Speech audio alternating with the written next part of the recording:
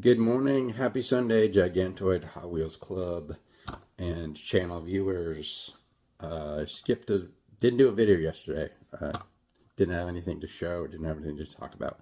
But I do have some real talk after the cars today, so stick around if you want to hear what I have to say and give your 2 cents via a comment, maybe. So I did find one of these for the archive yesterday, and this has been really tough to find. I'm pretty sure this comes in the D case, D as in David, and I feel like there were even some D cases where there weren't any of these. Just like that, the Sunny pickup truck, not every case even has one of those. So I feel like Mattel's doing something differently this year, and I definitely feel like regular treasure hunts are getting more scarce because, as I've said before, it used to be pretty reliable that you would find at least one regular treasure hunt in every case, and that's not true anymore. It's like maybe every other one or something like that. And I don't know, super treasure hunts are so scarce for me personally that I don't even have any gut feeling. They're just always hard to find. So I used to have this little box of Hot Wheels gassers, but I repurposed it for Nissans and added all of the gassers I was holding back to the Gigantoid archive. So I no longer want one of these for myself, even though it's kind of cool. I think some people collect pink cars, which I think is a pretty cool collecting focus because Hot Wheels has made a lot of pink cars. But this one is going to the archive, and I have not been able to find one. It's remarkably scarce. The Bruiser. And I found out recently that there's a motorcycle called a Bruiser Cruiser. It's a really similar name to this, but it's a motorcycle.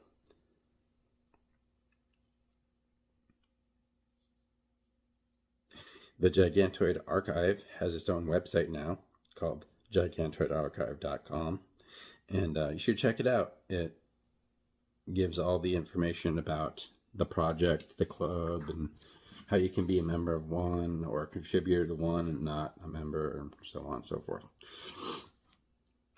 I got this week.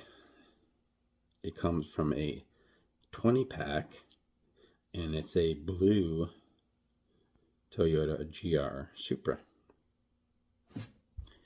And I just recently went through all my Supras. I don't have a ton of them, so let me show you those real quick. So here are the Toyota Supras that I have. So Gen 1 is not really represented, at least by the Hot Wheels brand. And Gen 1 was a Celica Supra. This, Gen 2, I believe the casting is called an 82 Toyota Supra. I have 3 of them. There's a Super Treasure Hunt version of this in Spectre Flame Red, but I've never come across one and haven't shelled out the money for one. And this was the last generation called the Celica Supra. So the Supra was actually an edition of the Celica. Then in Gen 3, they separated the Celica and the Supra products, and this was its own thing. The Supra became its own Toyota model.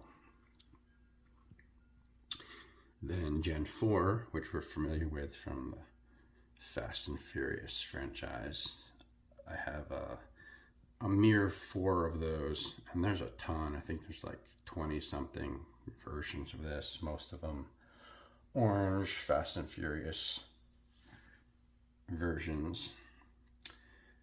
Then the GR Supra generation, which is for 5th gen, I guess.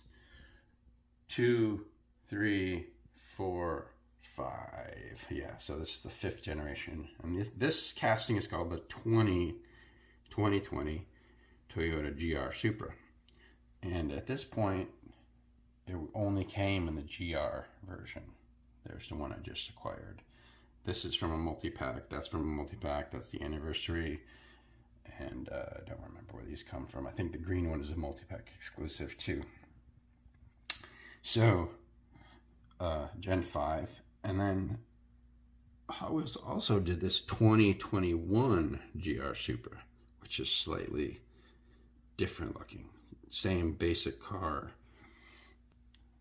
but different. And then I have one Matchbox entry. So I don't have a ton of those. Apparently they call this the BMW Supra because it's mostly BMW Z parts or shares a chassis with it or something, but I don't know. I see a yellow one, very similar to this, driving around here, and fills me with envy. I very much wish that I owned one of those. So the real talk portion of this video, and I'll keep it brief because I know words are hard, is that there's a fine line between a collecting hobby and addiction.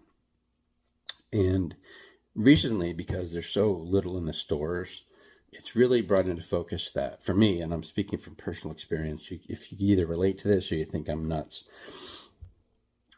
the hunt is very pleasurable. Whether it's dopamine or serotonin or oxytocin that's released, that's up for debate. So let's just call it like the happy chemical cocktail.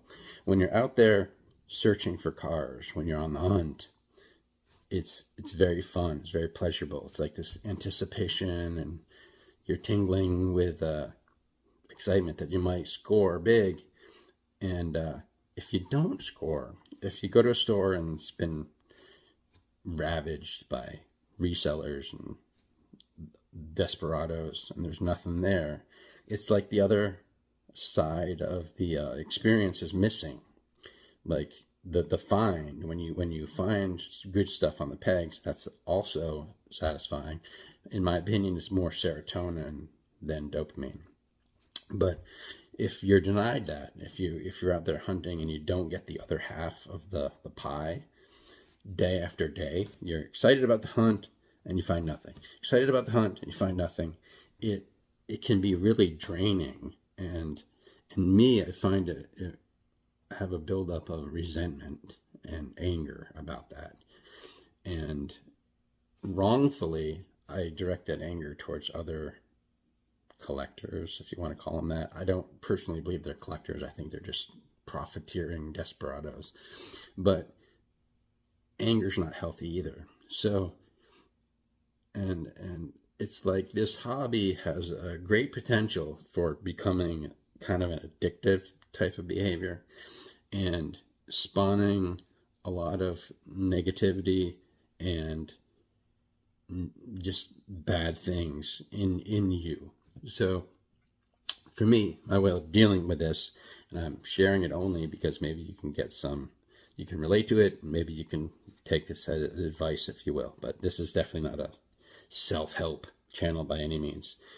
My way of dealing with this is just to stay behind the curve a bit, because the thing that's very triggering and very frustrating about this hobby is trying to get the stuff that's brand new and just arriving in stores. So if you stay behind the curve, like this car, for instance, it's from the Diecast.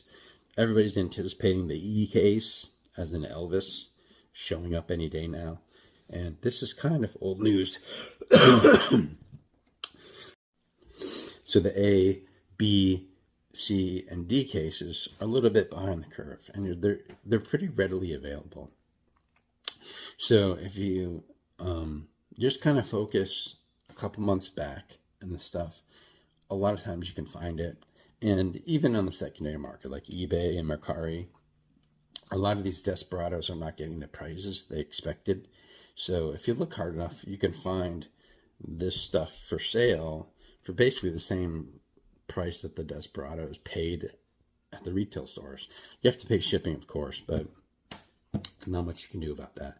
So my way of dealing with this fear of missing out and the just kind of negative emotions that this hobby can bring me is to just stay behind the curve. Just think about older castings, even slightly older castings, like 3 or 4 months back, because the hype is very real and it's very hollow. Everyone's really excited about the new shit, but once it has a little bit of age on it, no one cares. Like, and these days, it seems like a lot of cars start out hot and then no one cares about it at all, like after a couple months. So that's when the pickings are ripe. So take with that information with a grain of salt. Do with it what you will. That's just what I do personally. And so this is going to the archive. Those are my Supras. And tomorrow, I think I'll show you the new box that I just cleared out for Nissan R35s. Later.